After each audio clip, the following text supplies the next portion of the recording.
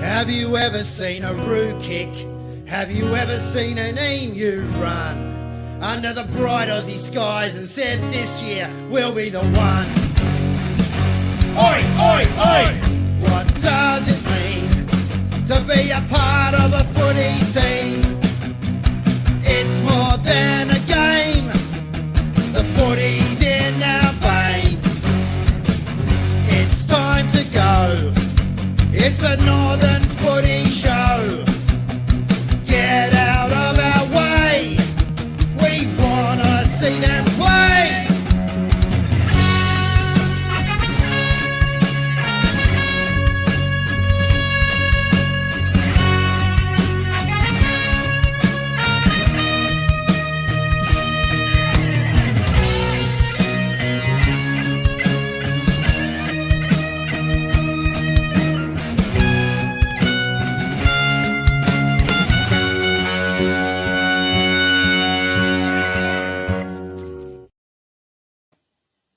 G'day all and welcome to the Northern Footy Show. Thanks for joining us on an amazing Sunday night where it's freezing cold and wet, but we get the opportunity to sit with Bonners, which would ruin most weekends. But Bonners, Divi 1 had a weekend off. It's fair to say from what I've seen online that Barley's gone into meltdown because all the Divi 1 players seem to be over there for their last bit of rest and relaxation before finals series starts.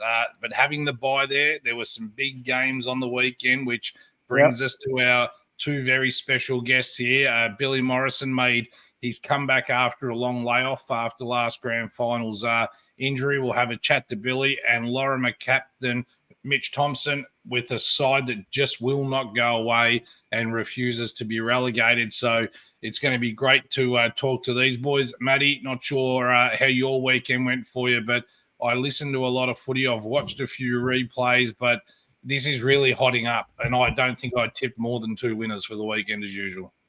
Yeah, well, it's a normal thing. So you're the kiss of death. I've told you that for many weeks now. So any team that sees you picking them, they start to go, oh, no, here we go. We're going to lose this week.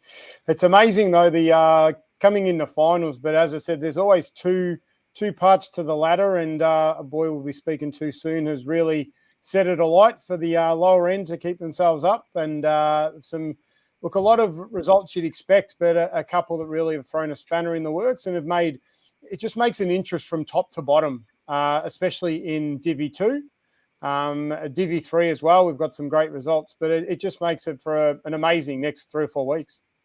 It does indeed. Now, just before we jump into these guys, I'll do two reminders tonight.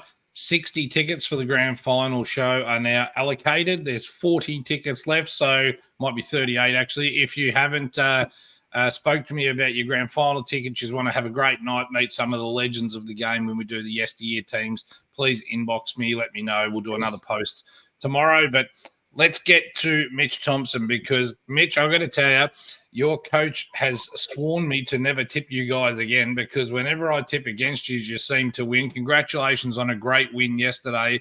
I watched a bit of the replay today, or most of the replay, and what I got from that is you guys have learnt a lot in 3 quarters of a season. I thought the way you guys carried the ball forward yesterday was the best I've seen Laurimar play all year. The usage of the ball is what I'm referring to going forward and direct. I thought it was amazing. Away from that fantastic win, you guys are definitely not 100% chance to get relegated here, and it could come down to even the last game. How was the win for you, Mitch? Yeah, it's really good, and I think the young kids, Jimmy's always said it. They always learn a lot. So early on in the year, obviously, got a few hidings, and the boys took that pretty hard, but they learned a lot out of it. So second half of the year, we've come together and taken the losses for the better, and we're moving forward, which is really good. So. Well, what is the biggest change you've seen from Divi 3 to Divi 2? So we say about it every week, every year. For me, it was always the contested ball, how strong the players are on ball and getting the ball out. What's the one thing you've seen as the biggest difference? Probably just the turnover. As soon as you turn over or you spill it out, it's down there, it's a goal or it's in the 50. So Div 3, sometimes you can get away with the little handball, a spill, and you don't lose it. But most of the time, Div 2, if you give it up, it's pretty much a sure goal. So yeah, it moves very quickly. If I was now, Mitch, you're captain of the side, and I reckon it'd be bloody hard to be skipper in a year when things just aren't going your way, but it must feel a bit rewarding when things start going to your way. I spent some time on statistics this afternoon. So if we just base this off your last 4 games, you've actually conceded the third least amount of points. So if we started the season today, you'd be sitting in the top 4. So that is an amazing stat to look at, because you're coming up against so what have you got left? You got Panton Hill, St Mary's and Watsonia, and you've done better percentage wise in the last 4 games than any of those sides. You've conceded less goals. I think that comes down to our pressure, which has been a massive part of our goals. I guess the pressure intensity, you stop that ball coming in so quick and easy, and I guess they're not getting an easy mark. And then it also comes down to our back line being so solid, doing that one-on-one thing. You play your role, you beat your man, and I guess that's probably the biggest part of stopping a bigger score is probably that. Which when you got a whole team of young kids and they're putting that pressure on, it's hard to get around it. So. Well, speaking of the young kids, who's the one or 2 kids that you've seen who've probably developed the most from the start of the year? You said you got a few early hidings. Who are the kids that have stood up, taken the lessons, and then come back a lot stronger? It's honestly pretty hard to just pinpoint it down to 1 or 2, because you've got your 15 in the team. Like we had four kids miss out on the weekend who were in our top probably 10 players, and we didn't sort of miss them too much because you've got a kid who has played a game or 2 and he's learned from the game or 2 that he's been in the team. So the depth that we've got is really good. Yes, there's been a few players who have stepped up a bit, but it's across the board. It's pretty much all the young kids, and even the older blokes are just knowing what they have to do. They don't have to do too much, and just doing what we need to do to get through. Now, I got one more for you, Mitch, before we go and interrogate Billy like no tomorrow. And we'll wind Fletch up a bit here as well. But I watched, as I said, most of your replay today. And for me, a guy that just sets me alight in your side to watch, and you probably heard it 1,000 times, is Caden Arthur. When he's got the ball, there's just something that reminds me it's probably too big of a name, but he reminds me of a Hodgie Bonners. He gets the ball. He seems like he has so much time with it. It doesn't matter how much pressure's coming towards Caden. He gets the ball. It's like he shows it over here, but he hits a great target, Mitch. Do you agree with that? The guy's got a bullet of a kick. 100%. And for some reason and somehow he's not built big or anything, but just the way he's able to probably know that he's going to cop a hit and everything after it. But the way he's able to deliver the footy in is it's next level, and it's great to have him in the team. And we know that finesse is what helps it get into that forward line and finish off the good goals. So very handy. Very important the next few weeks. Now, before we'll come back to you, Mitch. We'll have I've got a few more things to go with you, but I want to interrogate, how sore are you, Billy? First game back in 10 months. I watched your game, right? You're not moving like a guy who's about to line up for AFL next week, but you have no dramas finding the goals and putting that ball on your chest at all. Match fitness will come with time, but how good is it to be able to get a couple of games up your sleeve before finals creep in? Yeah, no, it was really good to be back. Mainly just hamstring and calf, sort of just that's where they took all the sort of bits and pieces from to fix the knee. And besides that, the knee's perfect, like can't complain. Just, the time off and trying to get back to the pace of the game. And, you can train as much as you want, but you can't get back to that match fitness without actually playing games. And it'll come, and I know that. And it's good the last 2 weeks, the weather hasn't been great. So it's been hard. Been pretty well playing at Fitzroy Stars, and it was a bit muddy there and wet, and yesterday was a bit wet, so 2 tough games to come back from, but good test, and pulled up pretty good. Got the bye this week, so get to kick the feet up a little bit, and then bit of time before finals. Well, going in, remember last year we actually had you at the start of your rehab, and you could see it was a very, very long journey. You could see a little bit of not defeated, but know that it's a long journey to come to the end. Take us through the last 10 months. You said you're nearly up for 10 months. So just take us through how hard it's been, what things you've had to do. Is there anything you've kind of sat back and done a little bit different that might, be different to what you'd normally do? And, just to get back here, what have you gone through? Oh, yeah, at the start, it was a bit like you were saying, the defeated sort of mindset, because you go in and obviously having just lost the grand final, and then I went in for my MRI the next day, and they've pretty much told me that, I had the knee and, the tears of the quad calf and all that stuff and all the other little bits and pieces, and that'll be surgery. And originally they thought it'd sort of be that 15-month mark because, normal ACL is like 12 plus the additional time for all the other stuff to heal before you actually start rehabbing the ACL. But as time went on, it's sort of just at the start, it's physio 2-3 times a week, and you can't really do much, and you feel a bit useless. And then as time went on, and then all of a sudden, a couple of months down the track, you get ticked off to sort of do, weight work in the gym, and then time moves on, and you start to be able to go back to training, and then full training, and then sort of about 5 or 6 weeks ago, I kind of got the tap on the shoulder from the physio, and he kind of just said to me, like, have you completely ruled this year out? And I said, I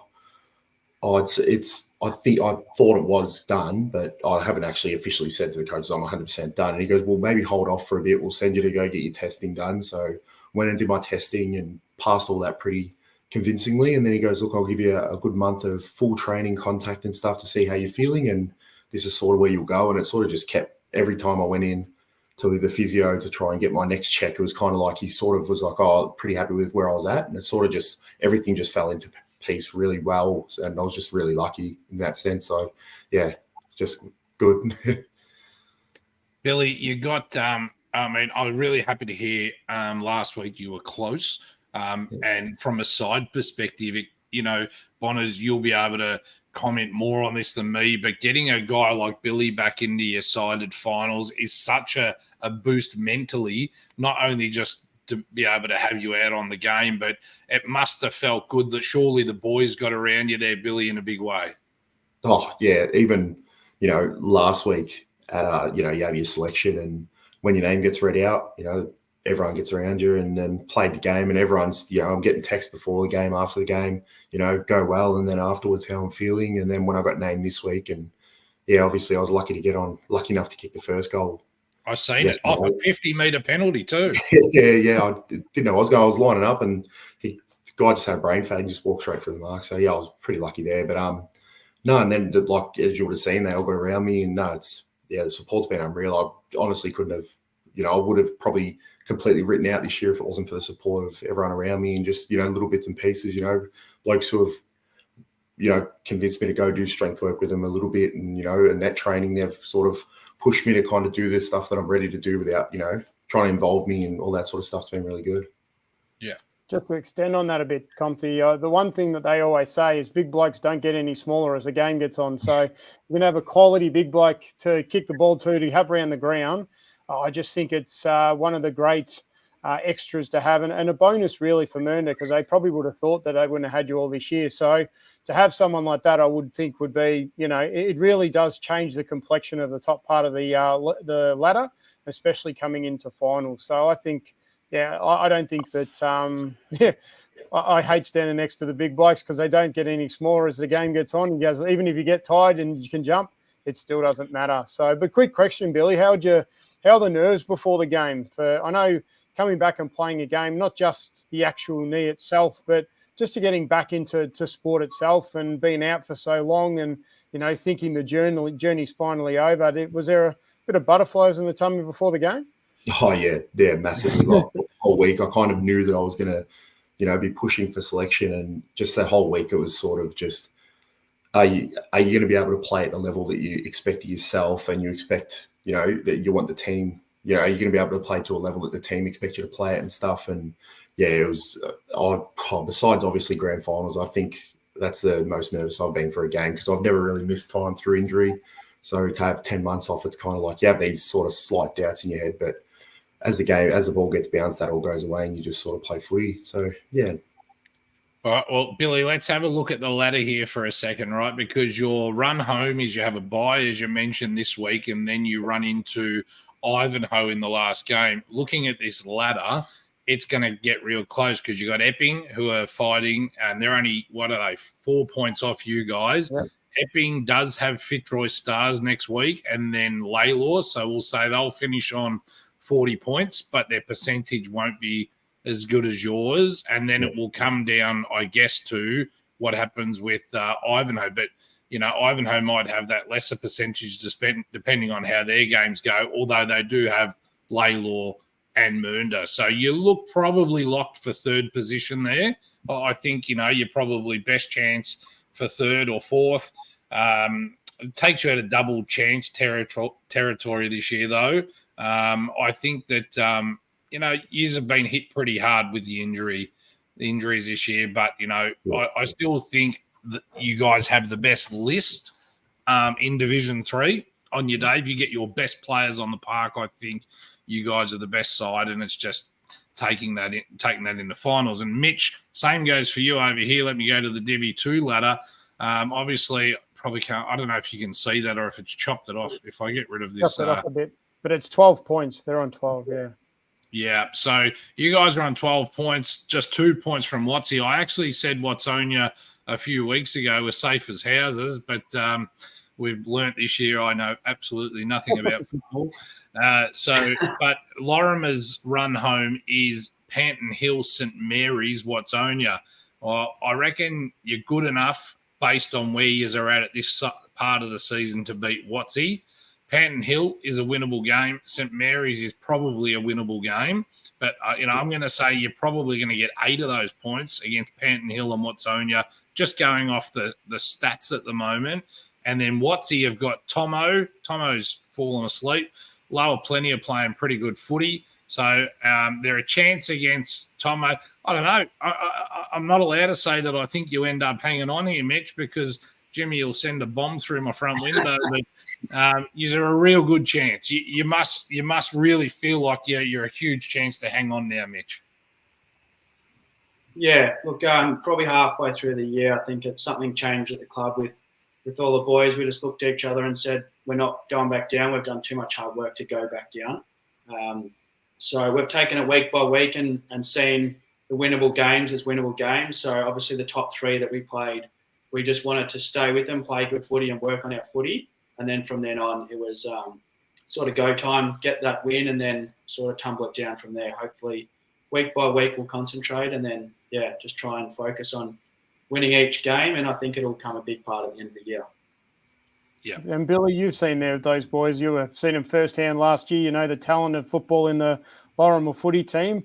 It'd be great to see the team that knocked you off last year to actually stay up in second division, and maybe you guys can go and join them in a few weeks. Yeah, no, I agree. Like playing them last year, they're sort of in the same boat as us, where they're so young. Like they had so much young talent going through, and when they went up, we sort of modelled our sort of thing on theirs as well, where we're like, once they go up, I think they're going to be fairly equipped to stay up. They didn't go out and get a bunch of recruits who are, just going to want to play at that Div 3 level, and then when they move up, they're all going to leave. They're all got homegrown blokes who are, pretty young, and no, they've done it well. So I'm hoping they stay up, and I hope we can go up and meet them there too. I had a chat with someone. Another coach today. I won't tell you who, but I had a coach with another coach that wasn't Jimmy either, that said if Laurimar hold on, he doesn't see them coming back down because the experience they would have run into that youth this year, and they will definitely top up, I reckon, will just be enough for them to be, contender stage next year for finals. Let's jump into the game, boys, and we'll start with Divi 3, and we'll finish with Mernda. So Ivanhoe 10-13-73 beat King Lake. Ivanhoe still very much alive in everything there, but, King Lake, unfortunately, in a wet game, didn't get the chocolates. Well done, Ivanhoe. Reservoir 4-8-32 were defeated by the Stars Bonners. No surprise there. 100 points, I think, is what you said the other night. It's as close to damn as to swearing. Yep, yeah, pretty much. It's as expected, but on a wet day, to me, it almost makes it, 150, 160-point win because the weather was appalling on the weekend. So still to get up by nearly 100 points, they're a dangerous team. Yeah, they're going to be a problem. Laylaw 3-6-24, beaten by Old Paradians 13-17-95, 30 scoring shots to 9. Did it real easy. Heidelberg West continued a bit of poor form, 5-8-38, defeated by Epping 12-15-87. Bonners, that ticks a few boxes for you. 27 scoring shots in the wet. Gee, if Epping get there, you can't help but feel they're going to piss someone off. Well, it's the high scores. Like football has always been for me in finals. You've got to kick a score, and I think I've said for weeks upon weeks upon weeks the teams that are doing that regularly, Fitzroy Stars, Old Paradians, and Mernda, they're the three that seem to be doing it regularly. Although Ivanhoe and Old Eltham and that are getting the chocolates done, they're not kicking those big scores. And in a final, you really need to start to extend other teams. And if it becomes a dogfight, it's a lot harder to win. Yeah, Bonners, were you a back flanker? Were you a back pocket? What was your? All right. What? I was a general in the back line. I worked out where I wanted to play by the week. You might want to get your rump butt down and see Fletch, right? Now, I'm pretty tough when Fletch is on the phone and miles away from me, but Fletch, 8-14. 8-14. I watched the replay today. Turn that the other way, 14-8, and you would have absolutely decimated Kilmore. I watched the game today, the whole replay. I thought you were a much better side than 8-14, Billy. A much better side. I'll put it out there. You kick like shit, not you. The team kick like shit. The amount of over the kick and outside check side kicks I've seen, Rob would have been losing his mind over that.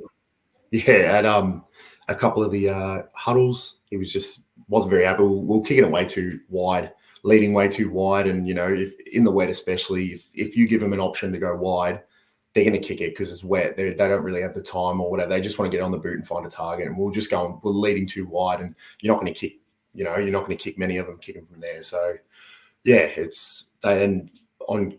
look at Kilmore, and I think it was 7-1 or 7-2 they kicked, and compared to us, it made it a very close game, but 22 scoring shots to 8 or 9. Yeah, it probably shouldn't have been as close as it was, but no. So we might have to send Bonners down there for goal kicking practice, I reckon. Not at all. I was actually pretty happy with them when they kicked 14 points. I mean, I had 14 kicks in a game because I kicked out every week, so I was actually pretty happy to put the stats next to my name. So, but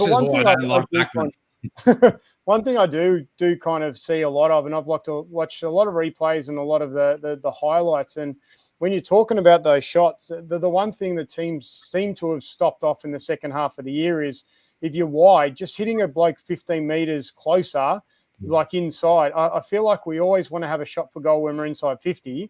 When you can hit a bloke, you only have to kick it 15 metres, and then you can square up instead of being on a 60-degree angle. Suddenly you're on a 40-degree angle or dead in front. So I reckon if the teams that can actually do that better coming into finals, they're the ones that are going to kick the goals, I reckon. So I just feel like that there's a lot of wasted shots at goal. The difference between the two sides, between watching Laurimar's game today, and I watched about 80% of that, and I watched all of Mernda's one, is Laurimar went so much more direct to the goal square, Bonners. They stayed out of those pockets a lot, and I really reckon it reflected, they had 19 scoring shots, 10-9, that we'll get to in a second, but you're far better off to kick, 10-9 than 8-14, because that will matter, especially on a wet day. You generally won't get away with 8-14 too many times, but overall, you got the chocolates. That's the main thing, Billy. You've got the win, and you get a week to rest up.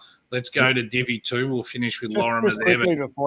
But the one thing as a backman I always loved is I was always on the inside of them. There was nothing better than seeing a bloke run to the boundary and get a mark, because everyone sits there and go, yep, they've got a possession, they've got a mark on you, but they're kicking from the boundary, and your percentage decreases. For every 5 degrees you get closer to the middle of the goals, you're going to increase your chance of kicking goals. So I actually was okay when guys were kicking wide, hitting blokes in the forward pocket, because most of the blokes then, you're only really going to kick maybe 1 in 8.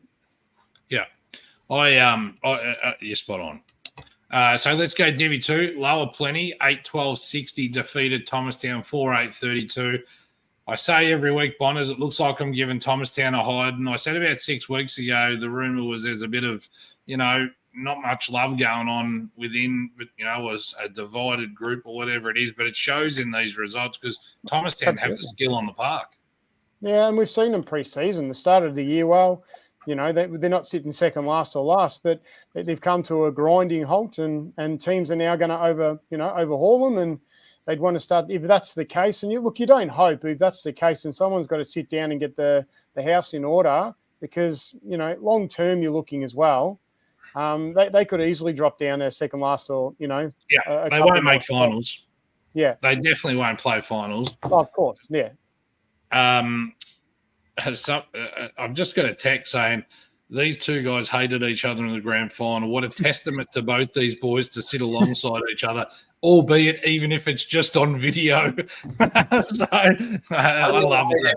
On the field, it's always on the field one thing, but once you walk off the field, you shake your hands, and it's It's one of the good things about footy, isn't it, Mitch? That you can have a long arch enemy on the footy field, and but after the game, a beer sorts everything out. I love that about footy. It's amazing. Sorry, so Panton Hill 5-4-34 were defeated also by Whittlesea 8-10-58. Good fight by Panton Hill, really. What are we talking? 24 points in the wet, but Whittlesea remain undefeated. There, Mitch, you've played Whittlesea. Are they just that far a step above at the moment? Do you think?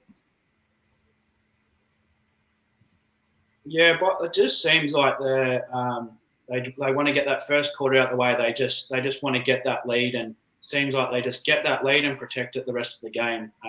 As far as their depth, they've probably got the biggest depth in the comp with probably 15 really good players. Where you've got a solid back line, solid midfield, solid forward line. So that's probably the difference between them and anyone else, really. But yeah, I think they're definitely the team to beat. Yeah, I tend to agree. I think they're going to be hard to knock off. Bonner's second love affair side, St Mary's 6-8-44, were defeated convincingly by South Morang 12-8-80. That is the difference between first and fourth or first and fifth at the moment, Bonner's, isn't it? Top three and the rest, to be honest. You can, as I said, each week you can throw a blanket over Diamond Creek, South Morang and Whittlesea. Realistically, that's where your premiership's going to come back. As we said, South Morang will get a couple of big boys back. So it's going to be an interesting end to the year. But for me, they're the only three that can really push for the premiership. The others are just more to make up numbers. Yeah, you might be right there. Just now, our little Russian friend from last week, Brock Cherkop. Did you see my lookalikes last week, Billy? Yeah, I did. Yeah, I nailed it with him. I nailed it with Brock. He wasn't happy about it. He thought he got a rawer deal than Bonner's being Gonzo, but I'm not sure about that one. I'll have to find one for the both of you guys. What's he? 2-7-19. 2-7-19 Bonners were defeated by Diamond Creek 10-11-71. Pretty easy, and that must put a little smile on your face on the inside, Mitch, because what's on you have just fallen off the perch toward the end of the year, which has just left that door ajar for you guys, which is going to be an upside-down grand final, Bonners. We've spoken about this, haven't we? The bottom end, the last game of the bottom end, is turning out to be as good a game as a grand final. Yeah, what I reckon too is you start to see some of these teams that are in between finals and bottom. So a lot of them are going to, you'll be honest, in the next 2 or 3 weeks, some of them are probably going to tap out. And Laurimar's got a few of those teams. So, they can really pick up more than what, we may not be looking at, might be up to Watsy in the last round to try and stay up. So from what I've seen the second half of the year, Laurimar are the ones that are gaining momentum, and a couple of the teams are really starting to fall off their perch. So it's really probably going to put a real shot up them, and you'll see how people respond. Well, yeah, you're spot on there, because I was about to say Laurimar are the only ones that seem to have tamed Northcote Park, which are on the same path at the moment. And Laurimar's done it with 10-9-69, defeating Northcote Park 6-8-44. My commentary after that is, I'm no rapper, but it's getting hot in here. And that's starting to move in the right. I know, I embarrass myself. I don't need you guys. But Mitch, that was for me your most important game this year, because if you drop that, you were probably cooked, and you've had to beat a far better side. Northcote Park last 4 games as well. Guess where they're sitting? Top 4 on for and against. So, it turned out to be a cracker of a game. Tell me, going into that game, what goes through your mind, Mitch? How do you approach that game? Because you have to win that game. Yeah, pretty early on, I think I thought it was going to be a tough ask for us to get over them, and we'd sort of focus on the last 3 games. But early on, we got some really good ball work, and we got the balls nice and wet and sort of warmed up with a wet ball and that sort of thing. So our touch was really good before the game, and coming into it, I think our attitude was right and where it needed to be. So we just focused on that and took a step at a time. And then, obviously the start, we didn't get what we wanted, but it got sort of physical about halfway through the second quarter. And, everyone sort of just stepped up and knew their role and played their role. And, we just took it to them for the rest of the game. I don't know how much you see of the show, but I've been a massive rat for Northcote Park for a long time. So for me, that's probably one of the best wins of any team this year in second division, because they've had an amazing second half of the year. Even the first half of the year, they were just beaten. They just ran out of legs a few times. So for me, that's probably one of the top 3 best wins by any team in second division. So a massive congrats for that. And not only just the win for that, but what it takes you into, it's strange to think a team sitting in the bottom of the ladder are gaining momentum coming into the last 3 games of the year. But it definitely feels like that's, the last 3 or 4 weeks, as Daz said, with your statistics, you're really, building for the last 3 games of the year. So, it gives you a bit of excitement going into pre-season if you can really push the last 3 games.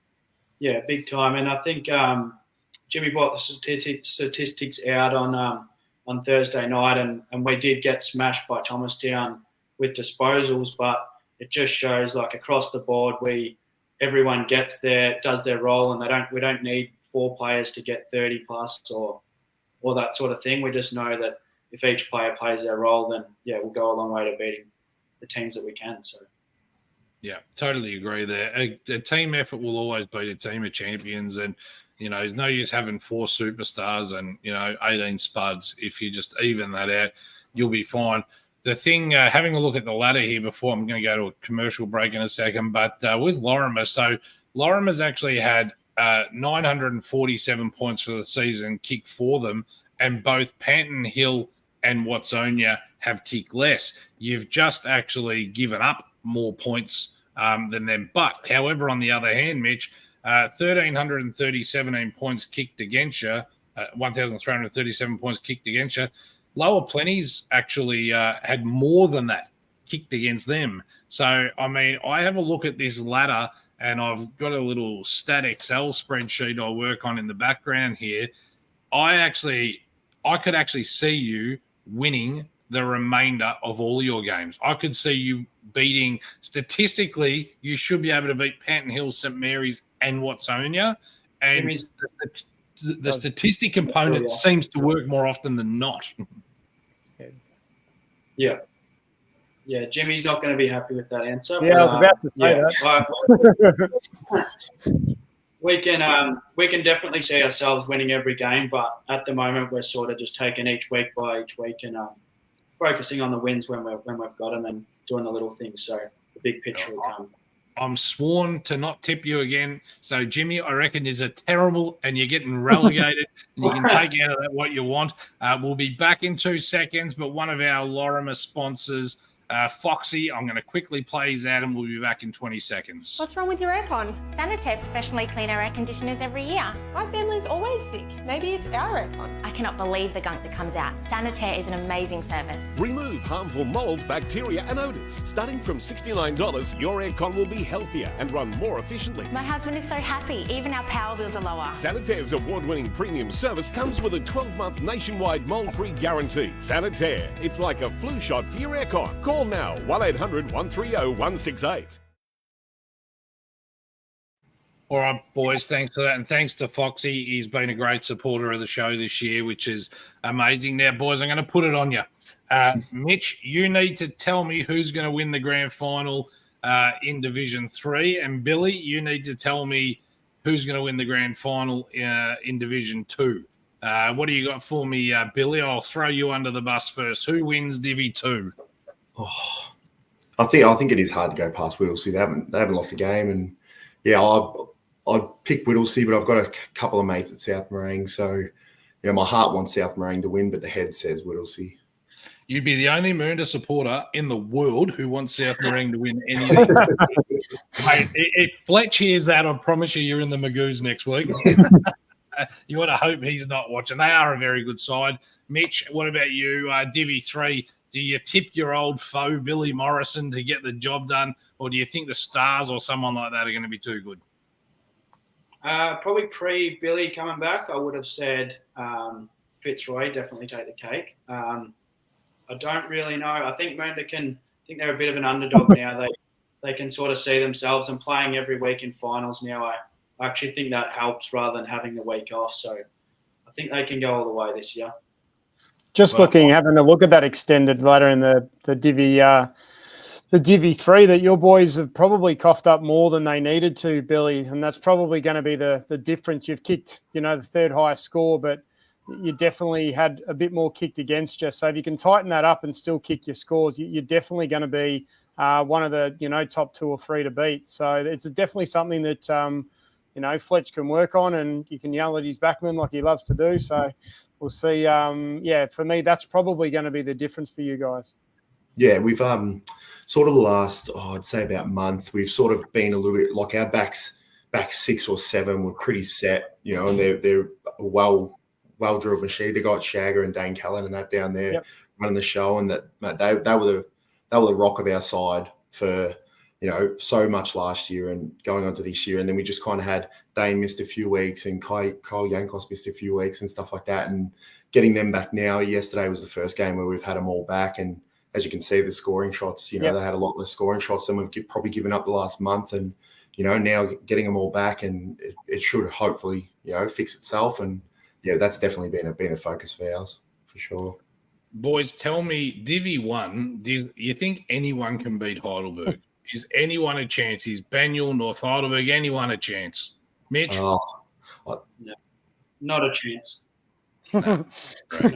Billy? I'd love to exact same what I was saying about South Morang. I've got a handful of mates at North, and I'd love to see them win. Like I got Brock and Brodie White and Dane Whitnell. I'd love to see all them win one, but Heidelberg, they're just rolling along, and it's hard to see them, give one up. So yeah.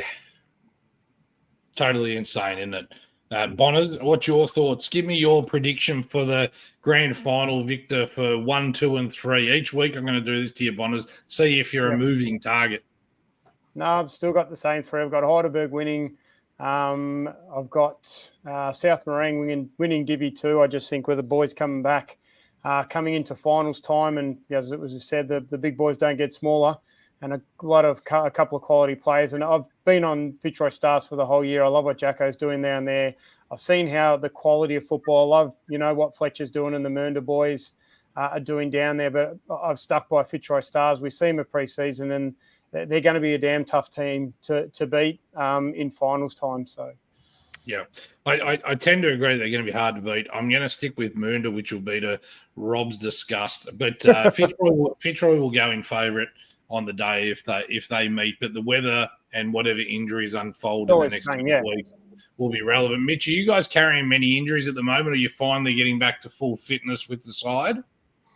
Yeah, we're pretty well close to full fitness. We had a couple of outs, really late outs this week, which, as I was saying, you lose those couple of players, but we've got those boys to fill those shoes. So, yeah, that's really good with the depth. But no long-term injuries, so pretty well full side.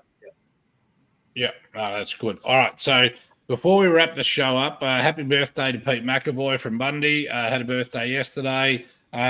Also, as I mentioned about the tickets, so there's about, I think, with 60 tickets sold already. There's only 100 tickets. But what I'm going to do is I'm going to do 5 promo tickets. So the first 5 people to share this episode after this, just hit me up and I will send you your free ticket to get in as well. So make sure you share it because we are sitting, Bonners, on 2,496 followers this year, and I'm sick of looking at that number. It either grows by 50 in a week or 5 in a week. I cannot nail it, so the shares will help us get it there. If you are the 2,500 person to like and follow our page, that will be one of the tickets as well. We'll give that away. Might even give 2 away for that person, which will be great. Boys, thank you so much for coming on your Sunday night. You're both in very heated up situations. Just remember, Bonners, it's getting hot in here. If I get to come to, do they still do discos? I don't know what goes on over. But if we go to a club function, maybe I can go. Who sings that, boys? Usually young enough to know who sings "It's Getting Hot in Here." Nelly? It's Nelly. I was testing. I know that. Maybe I can come out and break out into some Nelly.